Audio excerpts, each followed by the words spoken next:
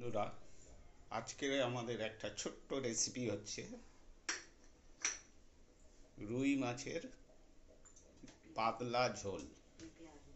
পেঁপে আলু দিয়ে রুই মাছের পাতলা ঝোল। দেখতে পাচ্ছেন আমরা মিক্সচার মেশিনে মোটামুটি পেঁয়াজ, আদা, কাঁচা লঙ্কা দিয়ে এটাকে মিক্স করে নেব, বেটে রাখবো। বন্ধুরা, দেখতেই পাচ্ছেন কড়াতে আমরা তেল দিয়ে দিয়েছি আর মাছটাকে একটু নুন হলুদ মাখিয়ে দিচ্ছি। দেখতে পাচ্ছেন বন্ধুরা, তেল মোটামুটি গরম হয়ে গেছে। এবারে আমরা আস্তে আস্তে মাছগুলোকে দিয়ে দিচ্ছি।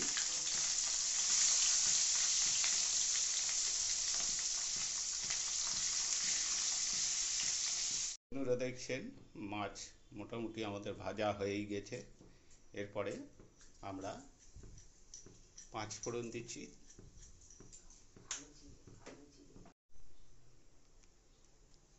অল্প পরিমাণ মতন একটু কালো জিরে দিয়ে দিলাম, দেখতেই পাচ্ছেন।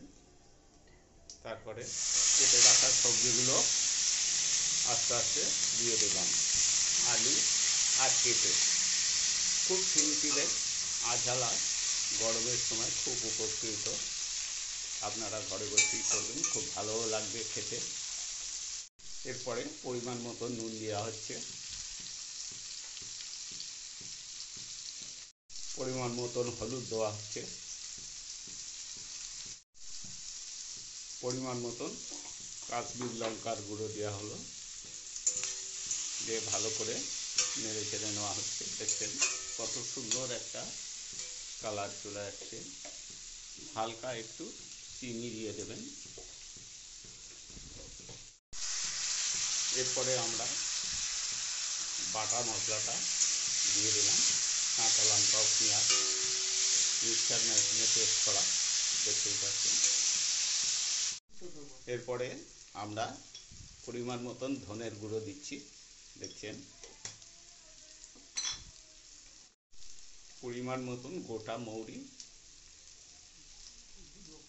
গুঁড়ো করা দেওয়া হচ্ছে, দেখতে পাচ্ছেন মৌরির গুঁড়ো। বন্ধুরা, দেখতেই পাচ্ছেন।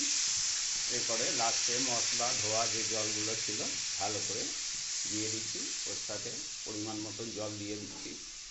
মোটামুটি হয়েই যাচ্ছে।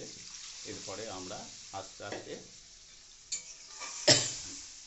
পাচ্ছেন, এরপরে আমরা ওপর দিয়ে মাছগুলো আস্তে আস্তে দিয়ে দিচ্ছি।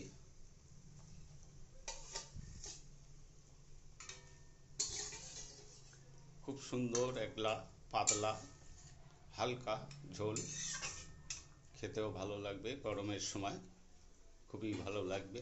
দেখছেন